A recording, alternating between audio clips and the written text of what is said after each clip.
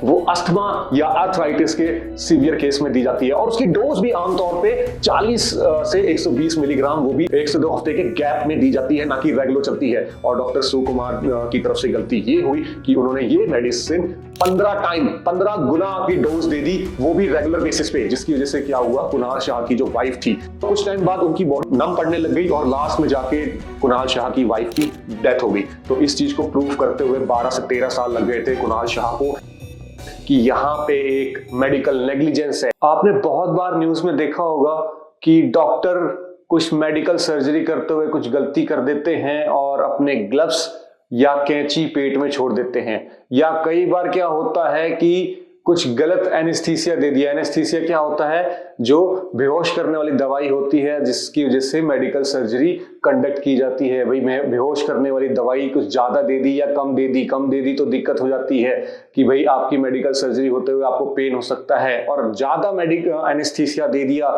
तो क्या इशू आ सकता है, इशू ये आ सकता है कि पेशेंट हमेशा के लिए क्या पता कोमा में चला जाए या उसकी डेथ भी हो जाए। तो इन सारी प्रॉब्लमेटिक इश्यू को, इन सारी प्रॉब्लम्स को किस ब्रॉड कैटेगरी के अंदर हम डील करते हैं, वो है medical negligence. So medical negligence क्या होता है आज हम समझते हैं। सो मेडिकल नेग्लिजेंस होता है आप कोई भी हेल्थ प्रोफेशनल अपने जो मेन स्टैंडर्ड हैं, प्रोसीजर हैं, प्रोफेशनल प्रोसीजर्स हैं, उनको फॉलो ना करे। जैसे कि आपको डायग्नोस करते हुए कुछ स्टैंडर्ड प्रोसीजर है कि डॉक्टर्स को इस तरीके से स्टैंडर्ड फॉलो करना है, इस तरीके से डायग्नोस करना है, या during the surgery, during anaesthesia, during the post surgery period क्या क्या स्टैंडर्ड प्रिस्क्राइब हैं, किस तरीके से डील किया जाएगा, एक डॉक्टर किस तरीके से डील करता है। तो अगर इन सब चीजों में डील करने में दिक्कत आती है और आप कोई भी ब्लंडर करते हैं तो वो चीज आ जाती है मेडिकल नेग्लिजेंस। और उस ब्लंडर की वजह से एक पेशेंट को, एक इंसान को कुछ भी इशू क्रिएट हो जाता है, जैसे चाहे उसकी जान चली जाए, चाहे उसको कुछ एलर्जी या ग्रॉस कुछ ऐसे इंजरी हो जाए, हार्म हो जाए, तो वो सारी चीज हो जाती है आपकी मेडिकल नेग्लिजेंस में। अब हम आम तौर पे सोसाइटी में क्या देखते हैं कि सोसाइटी में मेडिकल नेग्लिजेंस के बारे में लोग क्या समझते हैं कि भाई सर्जरी करते टाइम ही कुछ गलती हुई होगी। लेकिन क्या सर्जरी ही सिर्फ एक मेडिकल नेग्लिजेंस है? नहीं, यहाँ पे मेडिकल नेग्लिजेंस बहुत लेवल पे हो सकता है। जैसे अगर हम बात करते हैं मेडिकल नेग्लिजेंस की, तो वो आपका, आप समझो, आप इस चीज को समझो कि ये स्टेज 1 से लेके स्टेज लास्ट तक हर जगह हो सकती है।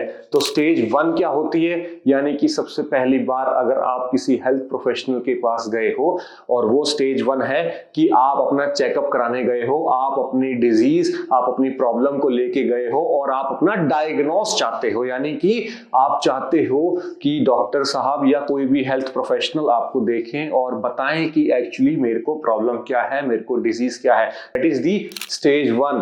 क्या है, डायग्नोस। अगर ग्रॉस नेग्लिजेंस है कि भाई आप डॉक्टर साहब कुछ गलत तरीके से उनको डायग्नोज ना कर पाए, बता ही ना पाए कि नहीं बीमारी तो ए होनी चाहिए थी और बता दें बी, तो ये भी एक तरह से आपका किसके अंदर आ जाएगा, आपका आ जाएगा मेडिकल नेग्लिजेंस में। अब बात आ जाती है कि चलो आपने डायग्नोसिस तो ठीक किया है, लेकिन उसके आगे आप कोई ट्रीटमेंट मेडिकेशन दे देते हैं, कोई दवाई देते हैं और वो दवाई आप कुछ गलत दे दें, तो वो भी, और वो ऐसी दवाई गलत दे दें जो कि नहीं देनी चाहिए थी सेट स्टैंडर्ड के according, that medicine is not prescribed, तो दैट मेडिकेशन भी आपका मेडिकल नेग्लिजेंस में आता है। अगर वो दवाई जो देनी चाहिए थी स्टैंडर्ड के अकॉर्डिंग नहीं है, आपको मेडिसिन देनी चाहिए थी ए और दे दी बी, तो वो भी आपका मेडिकल नेग्लिजेंस में होता है।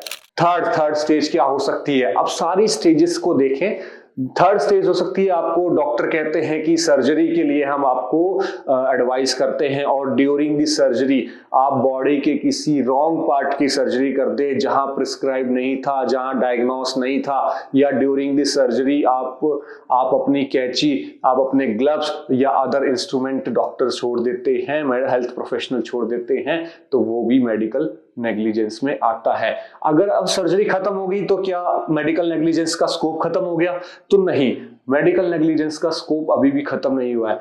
ड्यूरिंग दी सर्जरी और पोस्ट सर्जरी जो आपका ट्रीटमेंट होना चाहिए, पोस्ट सर्जरी आपकी बाद हेल्थ केयर होनी चाहिए, आपको जो केयर देनी चाहिए, आपको जो मेडिसिन देनी चाहिए, वो उसके अंदर भी नेग्लिजेंस नहीं होना चाहिए। तो जो लास्ट पार्ट है कि after the surgery, after the medication जो आपका केयर की जाएगी, उसमें भी क्या है, सेट स्टैंडर्ड ऑफ प्रोसीजर को कवर किया जाए। लास्ट चीज, कई बार क्या होता है कि पोस्ट डिलीवरी एक चांस होता है कि after the delivery of the baby, so उसमें क्या है कि उनकी मदर की बहुत ज्यादा केयर की जाती है, बच्चे की बहुत ज्यादा केयर की जाती है, उस केसेस में भी नेग्लिजेंस होने के फुल चांस रहते हैं। तो ये अलग अलग स्टेजेस हैं जहां मेडिकल नेग्लिजेंस को देखा जा सकता है। इससे रिलेटेड एक बहुत इंपॉर्टेंट केस है जो पूरे देश को हिला के रख दिया था उस केस ने। वो केस था Kunal Shah versus doctor Shiv Kumar, doctor Shiv Kumar Mukherjee. ये एक केस है क्या, इस केस के अंदर क्या हुआ, कुणाल शाह की वाइफ थी, वह उनकी वाइफ को एक बार स्किन पे रैशेस हुए थे। रैशेस मतलब लाल धब्बे पड़ गए थे, और लाल धब्बे और कुछ एलर्जी सी हो गई थी, और वो डॉक्टर के पास जाती हैं कलकत्ता में। ये बहुत बहुत फेमस केस है इंडिया का, और मेडिकल नेग्लिजेंस के एरिया में भी इस केस को बहुत लीडिंग केस माना जाता है। अब इस केस में क्या हुआ कि डॉक्टर साहब ने जो मेडिसिन दी वो अस्थमा या अर्थराइटिस के सीवियर केस में दी जाती है, और उसकी डोज भी आमतौर पे 40 से 120 मिलीग्राम, वो भी 1 से 2 हफ्ते के गैप में दी जाती है, ना कि रेगुलर चलती है। और डॉक्टर शिव कुमार की तरफ से गलती ये हुई कि उन्होंने ये मेडिसिन 15 गुना की डोज दे दी, वो भी रेगुलर बेसिस पे, जिसकी वजह से क्या हुआ, कुणाल शाह की जो वाइफ थी, तो क्या हुआ, कुछ टाइम बाद उनकी बॉडी नम पड़ने लग गई, और लास्ट में जाके कुणाल शाह की वाइफ की डेथ हो गई।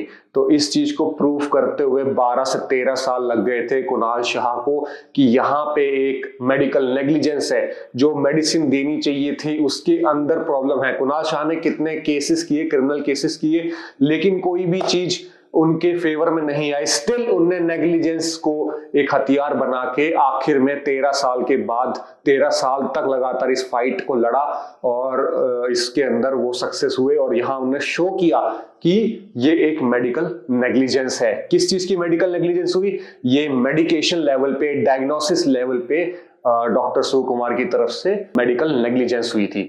ऐसी बहुत सारे इंपॉर्टेंट इंफॉर्मेशन के लिए हमारे चैनल को आप सब्सक्राइब करें। पूरे वीडियो का जो लिंक है आपको डिस्क्रिप्शन में मिल जाएगा। Thank you.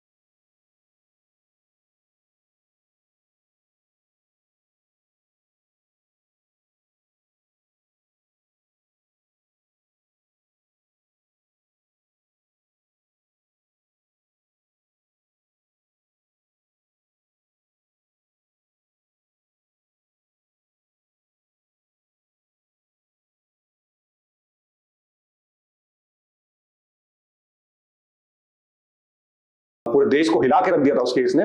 वो केस था